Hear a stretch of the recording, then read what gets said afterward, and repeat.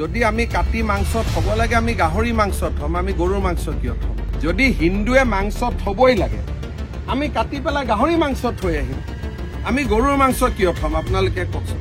এটা কথা যে এইটো হল ৰাহুল গান্ধীৰ মানসিকতা। যদি আমি কাটি মাংস থব লাগে আমি গাহৰি মাংস থম, আমি গৰুৰ মাংস কিয় থম?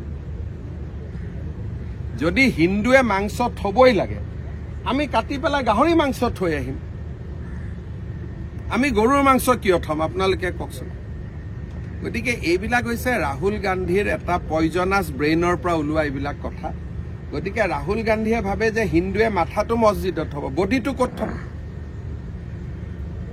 বিজেপি RSS বা হিন্দু মানুহে গৰু এটা কাটিলে, মূৰটো বাৰু মছজিদত থৈ আহিলো, বাকী মাংসখিনি ক'ত পেলাব? তাৰমানে আমি সেইটো খাম নেকি? তাৰমানে ইনডাইৰেক্টলি ৰাহুল গান্ধীয়ে কি কৈছে যে হিন্দুৱে মূৰটো মছজিদত থয় আৰু মাংসখিনি খাই পেলায়, সেনেকুৱাইতো হ'ব লাগিব কথাটো। গতিকে ৰাহুল গান্ধী আৰু কংগ্ৰেছক হিন্দু মানুহে যে ঘিণ কৰে, এইবিলাক কাৰণে ঘিণ কৰে।